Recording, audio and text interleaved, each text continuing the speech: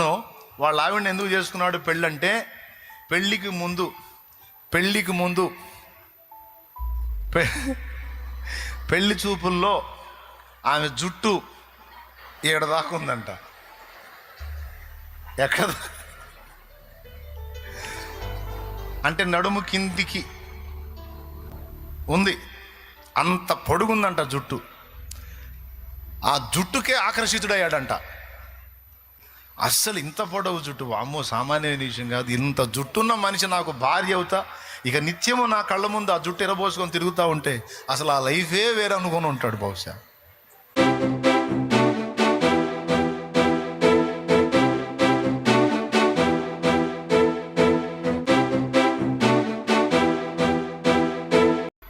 Right.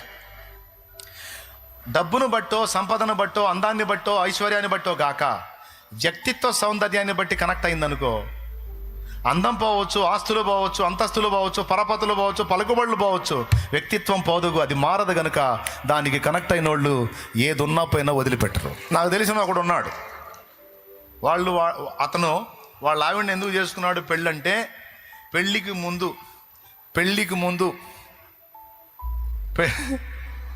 పెళ్లి చూపుల్లో ఆమె జుట్టు ఏడదాకా ఉందంట. ఎక్కడ అంటే నడుము కిందికి ఉంది, అంత పొడుగుందంట జుట్టు. ఆ జుట్టుకే ఆకర్షితుడయ్యాడంట.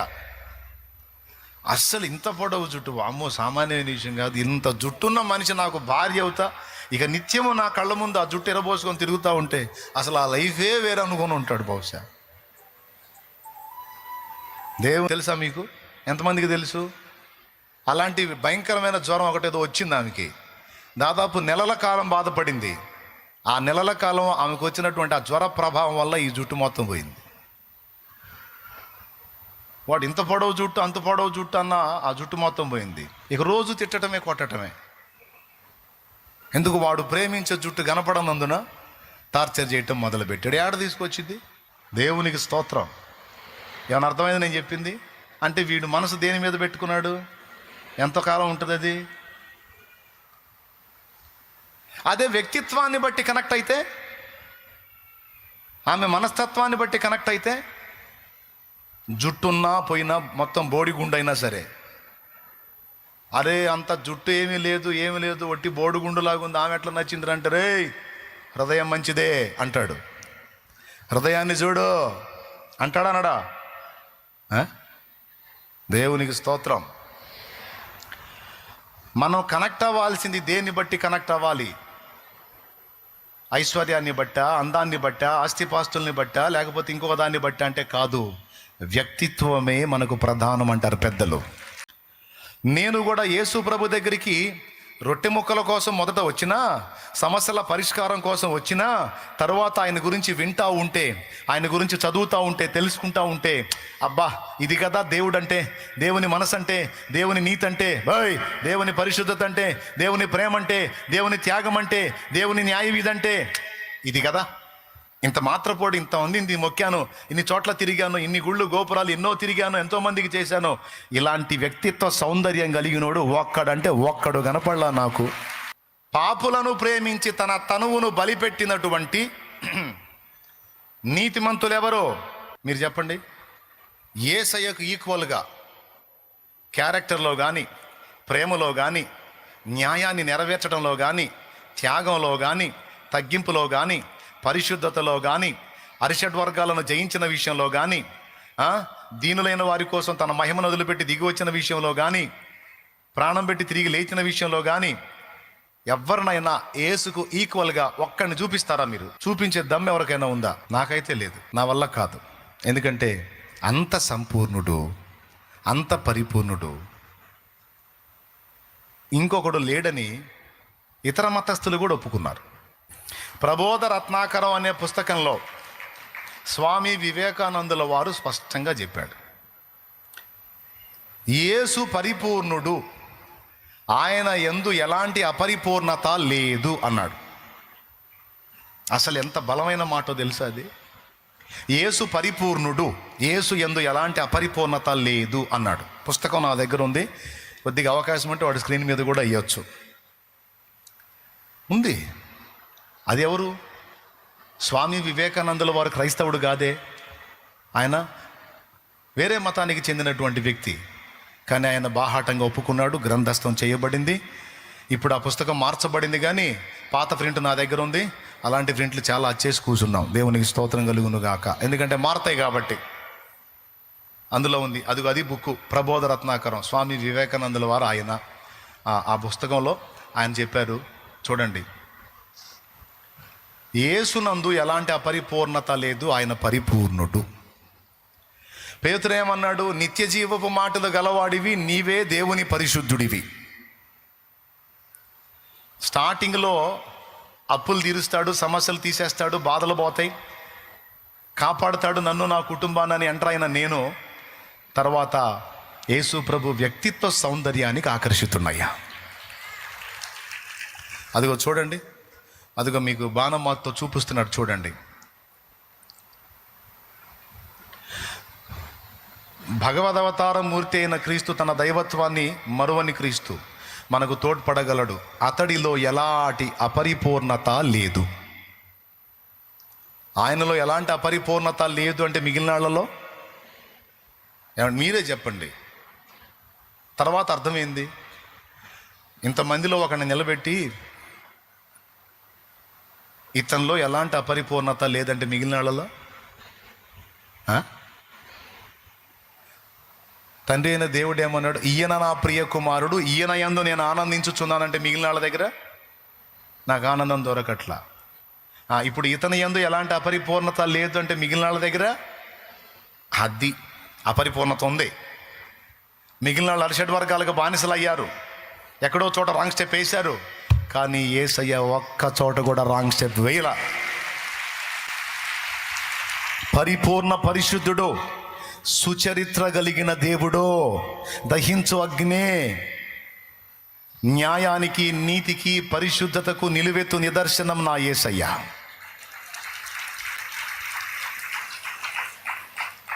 ఇక అలాంటి వ్యక్తిత్వానికి కనెక్ట్ అయితే మనం ఆయనను ప్రేమించడం మొదలు పెడితే ఇంక అయిపోయింది. ప్రేమించడం మొదలు పెడితే అలా కనెక్ట్ అయితే అగ్ని పరీక్షలో మనం నిగ్గుదేలతాం, రేపు రాకడలో ఎత్తబడతాం. బాధలు చుట్టేసిన, శ్రమల కొలిమి కాలుస్తున్నా, అనుకున్నవి జరిగినా జరక్కపోయినా, అనుకోనివి జరిగినా, ఎలాంటి ప్రతికూలతలైనా వ్యక్తిత్వాన్ని బట్టి కనెక్ట్ అయితే నువ్వు ఆయన వదిలిపెట్టలేవు. ఓకేనా? యేసయ్యను దేన్ని బట్టి ప్రేమించాలి? అప్పట్లో నాకు పెద్ద సమస్య వచ్చిందయ్యా, నాయన దగ్గరికి వస్తే సమస్య తీసేశాడు నాయన. ఇంక అప్పటి నుంచి నాయన దగ్గరికే వస్తున్నాను నేను. అంతకంటే పెద్ద సమస్య వచ్చింది అనుకో, ఈ నాయన కనపడదు. కాబట్టి సమస్య తీరినందుకు నాయన కాదు, నాయన లాంటి నాయన ఇంకొక నాయన లేడు. నాయన వ్యక్తిత్వ సౌందర్యం గొప్పది, నాయన ప్రేమ గొప్పది, త్యాగం గొప్పది, నాయన నాకు సిద్ధపరిచిన రక్షణ గొప్పది, నాయన నాకు చేసిన వాగ్దానాలు గొప్పవి, నాకు ఇచ్చిన వాక్యం గొప్పది, నాకు ఇచ్చిన వాగ్దానాలు గొప్పవి. నాయన అవి నెరవేరినా నెరవేరకపోయినా ఆయన్ని బట్టి మేము కనెక్ట్ అయ్యాం కనుక మేము ఆయన వదిలిపెట్టాం. ఊరు మొత్తం ఏకమై తేడా అన్నా సరే మేము యేసుని వదలం. ఎందుకంటే చెప్తున్నా, అది కూడా చెప్తున్నా, నిన్ను దేవుడు పరీక్షలోకి తీసుకొస్తాడు, శోధనలోకి తీసుకొస్తాడు. సమస్యలను బట్టి నేను వెళ్ళినప్పుడు దేవుడు అద్భుతం చేసి సమస్యలను తీర్చాడు, ఊరట కలిగించాడు, ధైర్యాన్ని ఇచ్చాడు, ఆదరణనిచ్చాడు, బంధకాల్లోంచి విడుదల ఇచ్చాడు, స్వాంతననిచ్చాడు. తర్వాత దేవునికి కనెక్ట్ అయింది నా మనసు, ఆయన వ్యక్తిత్వాన్ని బట్టి కనెక్ట్ అయిందా లేదా, వీడు దేన్ని బట్టి కనెక్ట్ అయ్యాడు అని మళ్ళా శోధనలోకి తీసుకెళ్ళాడు. ఎలాంటి పరీక్షలు అంటే మళ్ళీ ఫస్ట్ ఆల్రెడీ చిన్నప్పటి నుంచి శోధనలో నలుగుతున్నాం కదా, ప్రభు దగ్గరికి వచ్చినాక పరిష్కారం దొరికింది. అమ్మయ్య ఫ్రీ అయింది మనకి అనుకున్నాం. తర్వాత కొద్ది కాలం అలా ఫ్రీ కానిచ్చి మళ్ళా తీసుకెళ్ళాడు ఆటిల్లోకి. అసలు వీడి లవ్ ఏందో చూద్దాం అని మళ్ళా తీసుకెళ్ళాడు సుడిగుండంలోకి, మళ్ళా తీసుకెళ్ళాడు అగ్నిలోకి. మీలో కొంతమంది అలాగా ఇప్పుడు అనుభవిస్తుండొచ్చు.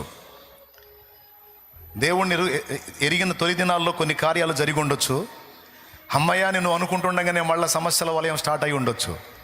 ఇప్పుడు నువ్వు ఆ శోధనల పర్వంలోనే ఉండి ఉండొచ్చు. నేను చెప్తున్నా, నాకు తప్పదు, నీకు తప్పదు అది. మరి నువ్వు అసలు దేనికి కనెక్ట్ అయ్యావో తెలుసుకోవాలి. ఆయన దేవుని కృపను బట్టి నాకు తెలియకుండా నా మనసు ఆయన కనెక్ట్ అయింది, ఆయన వ్యక్తిత్వాన్ని కనెక్ట్ అయింది. చివరికి ఎలాంటి పరిస్థితి వచ్చిందంటే, ఇంకా నిన్ను వదిలి నేను ఉండలేను ప్రభువా అన్న కాడికి వచ్చింది.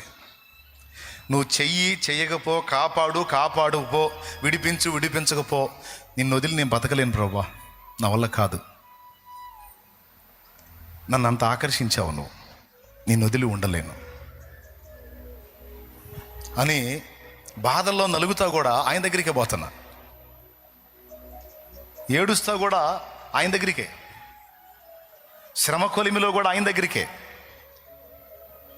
ఆఖరికి బతుకు సత్యపోయిద్ది అని అనిపించినా కూడా ఆయన దగ్గరికి పోయి ఆ మాట అడుగుతున్నా, చంపేయని. కానీ ఆయన దగ్గరికి పోకుండా మాత్రం ఉండలేకపోతున్నా. అప్పుడు నాకు అర్థమైంది, నాకు తెలియకుండానే నా హృదయం ఆయనకి కనెక్ట్ అయిపోయింది. శ్రమల కొలిమిలో కాలినా కూడా వదలకుండా యేసుని హత్తుకొని ఉన్నందున ఇక ఆ తర్వాత దేవుడు తన కార్యాలు వరుసగా జరిగించడం మొదలుపెట్టాడు. అంటే డిసైడ్ చేసుకున్నాడు. నేను అనుకుంటున్నా, రైట్, వీడు రొట్టె ముక్కల కోసం కాదు, వాటిని బట్టి కాదు, శ్రమ కొలిమిలో కూడా వీడు నన్ను హత్తుకొని ఉన్నాడు గనుక ఇక వీడికి కార్యాలు చేయాలి అని ఇక పిడికిలి విప్పి సాయం చేయటం మొదలుపెట్టాడు. ఇక ఎట్లా వచ్చినాయి అంటే, దేవుని ప్రేమించిన వారికి ఆయన సంకల్పం చొప్పున పిలవబడిన వారికి మేలు కలుగుటకు సమస్తము సమకూడి జరుగుతున్నవి అన్న వచనం నెరవేరింది నాకు.